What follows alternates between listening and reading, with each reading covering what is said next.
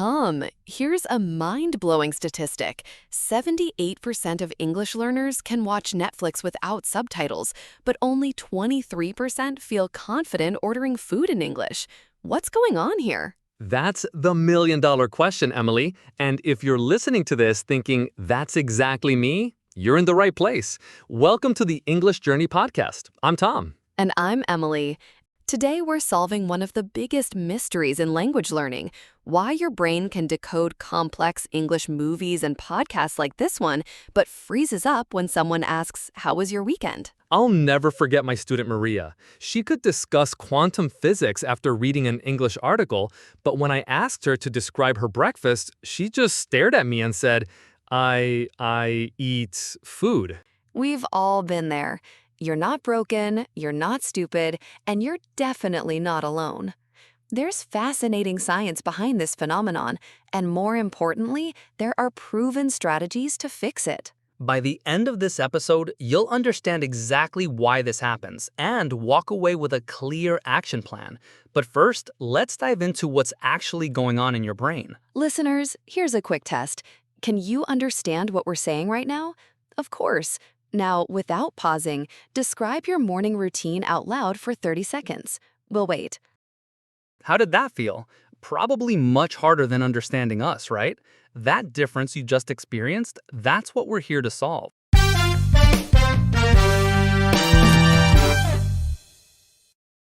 Let's start with the good news. If you understand English, you're already halfway to fluency.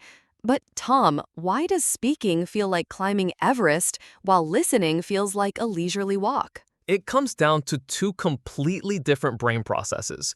Think of it like this. Understanding English is like being a detective. You're looking for clues and piecing together meaning. Speaking English is like being an architect, engineer, and construction worker all at once. Perfect analogy. When you listen, your brain is pattern matching. You hear sounds, your brain searches its database, finds a match, and click, meaning appears. It's like having Google in your head.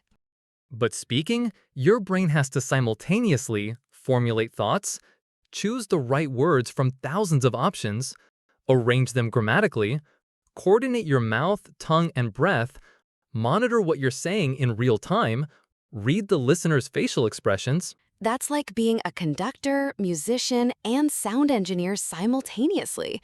No wonder it feels overwhelming. Here's something most people don't realize. You have two different vocabularies. Your passive vocabulary, words you recognize, is typically 3 to 4 times larger than your active vocabulary, words you can actually use. I love this example. Imagine your passive vocabulary is like a massive library with 10,000 books. You can find any book when someone asks for it. But your active vocabulary is like your personal bookshelf with only 2,000 books that you can grab instantly. And then there's the pressure factor. When you're listening, there's no spotlight on you. If you miss something, the conversation continues. You can guess from context. But when you speak, all eyes are on you. This triggers what psychologists call the affective filter. Basically, stress hormones flood your brain and literally block access to your language centers.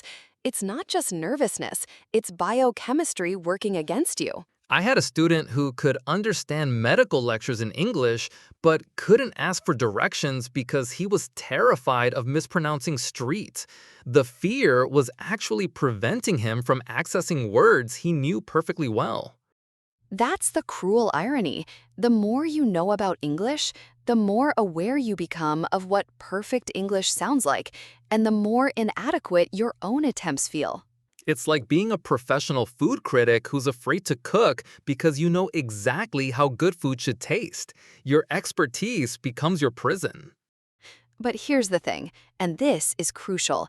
Native speakers are not walking grammar books. We pause, we say we start sentences over. Perfect speech isn't the goal. Effective communication is. Absolutely. When my American friend Sarah tells a story, she says things like, "So I was like, wait, what was I saying? Oh, right. So basically, that's not perfect English, but it's perfectly natural English." The breakthrough happens when you realize that fluency isn't about perfection, it's about flow. Can you get your message across? Can you recover when you make mistakes? That's real fluency. Now let's talk about the mental habits that make this problem worse over time. Emily, what's the biggest trap you see? The translator trap. This is when your brain goes, think in your native language, translate word by word, rearrange for English grammar, try to pronounce it, finally speak. That process is exhausting. It's like trying to have a conversation while doing math in your head. You can never keep up with natural speech that way. Plus, it creates Google Translate English. Technically correct, but unnatural. Instead of saying, I'm starving, you end up with, I am experiencing extreme hunger. The second trap is passive learning addiction. You're consuming tons of English content, podcasts, movies, articles, and you feel productive.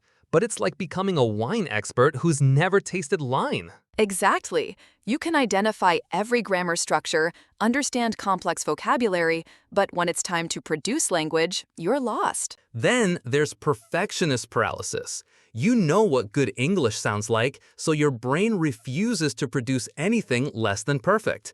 But perfectionism is the enemy of progress. I call it analysis paralysis. While you're analyzing whether to use big or large, the conversation has moved on 3 topics. And this creates the feedback loop problem. You avoid speaking because you're not good at it, but you can't improve without speaking. Meanwhile, your listening skills keep growing, making the gap feel even wider.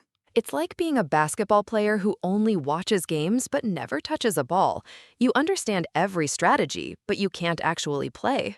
The solution isn't more input, it's purposeful output practice. You need to activate what you already know. Okay, so we've talked a lot about the theory and the problems. Let's get to the fun part, the actual solutions. Tom, with all these ideas out there, where should our listeners even begin?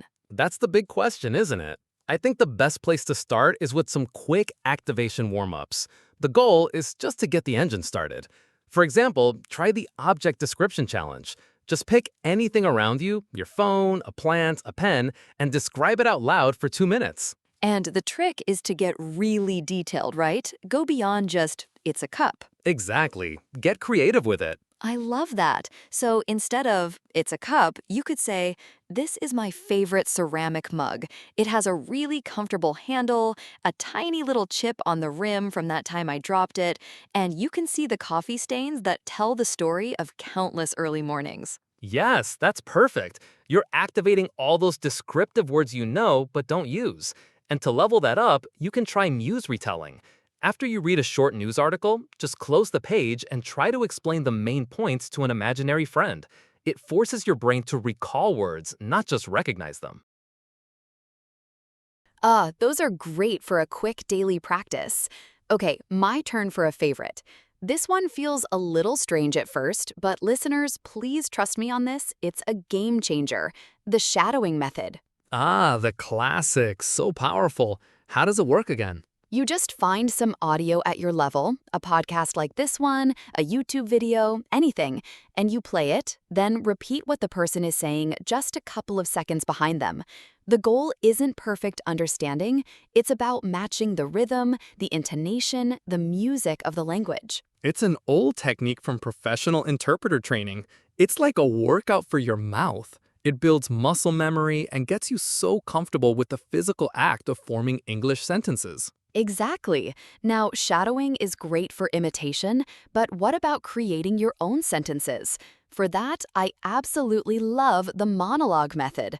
You set a timer for just 5 minutes and you just talk about anything. No rules? Almost no rules. The only rules are no stopping, no correcting yourself, and no switching back to your native language.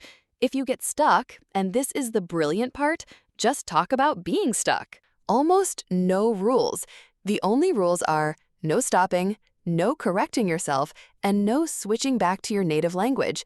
If you get stuck, and this is the brilliant part, just talk about being stuck. Right, you can literally say, okay, my mind just went blank, and I'm struggling to find the next word.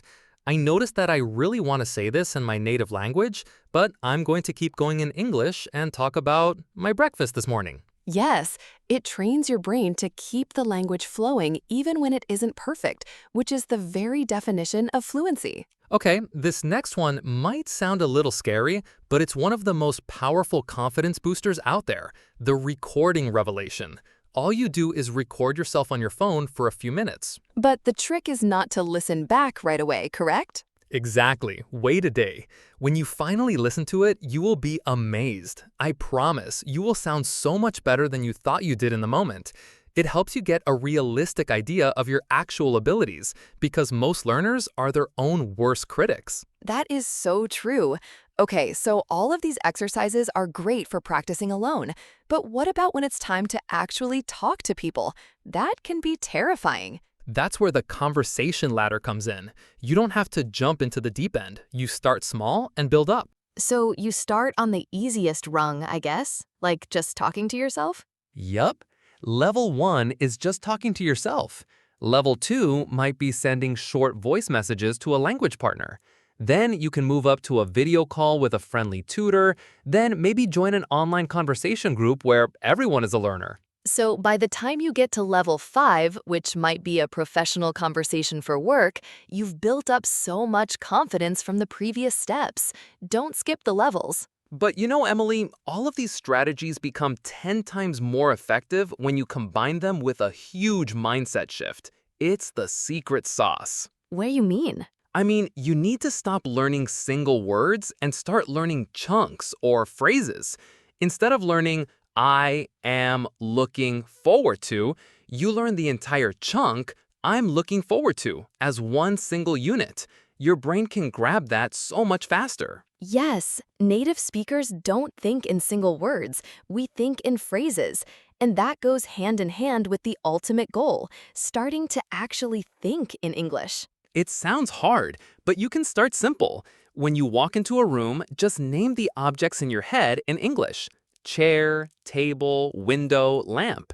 When you feel hungry, catch yourself before you translate and just think the thought, I'm hungry. It's like you're rewiring your brain. You're creating a direct highway for English thoughts, instead of always taking the slow, winding back roads of translation. All these tools and strategies are fantastic, Tom, but I feel like there's one final piece of the puzzle, and it's all in our heads, isn't it? The mental side of things. It absolutely is. You can have the best tools in the world, but if your mindset is working against you, you'll always feel stuck. The real breakthrough happens when you change your core goal. You have to consciously shift your focus away from perfection and towards simple communication. I'm so glad you said that. So many learners think they need to sound like a perfect news anchor. But if you actually listen to native speakers in real life, we're messy. We use simple words, we repeat ourselves, we say and all the time. The goal is just to connect with another person, not to deliver a flawless speech. Exactly. And that leads to a funny little secret, what I call the fluency paradox. It sounds crazy, but it's true. The moment you genuinely accept that you will never be perfect, you unlock the door to becoming fluent. Oh, that makes so much sense. It's because you're not afraid anymore. You stop hesitating and overthinking every single word.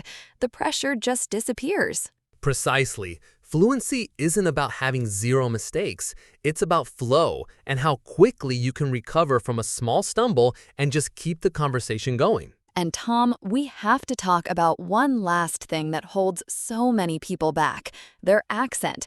To everyone listening, please hear this. Your accent is not a mistake to be fixed. It is a beautiful part of your story and your identity. I couldn't agree more. The goal is always clarity, not conformity. Some of the most effective, inspiring English speakers on the planet have strong, wonderful accents that tell you where they come from. So please own it. Your voice deserves to be heard, accent and all. All right, so as we wrap up, what's the big takeaway, Emily? If our listeners remember just one thing from today, what should it be? I think it's this. Please be kind to yourself. Realizing you understand more than you can say isn't a failure. It's a normal, predictable stage, and it means you're ready for the next step. Exactly, and that next step doesn't have to be huge. We shared a lot of strategies, but don't feel overwhelmed. Our invitation to you this week is simple. Just pick one strategy. Just one, and try it for 5 minutes every day. That's it. Small, consistent steps are what build that bridge from understanding to speaking. And remember, every confident speaker you admire has felt this exact same frustration. They just kept going, even when it felt imperfect. You've already built the foundation with your listening skills. You've got this. Thank you all so much for joining us on the English Journey podcast. We'd love to hear from you, so let us know in the comments which strategy you're going to try this week. And if this was helpful, we'd be so grateful if you'd share it with a friend. Until next time, keep practicing. If you enjoyed this episode, don't forget to like, share, and subscribe so you don't miss our next one. Goodbye, everyone.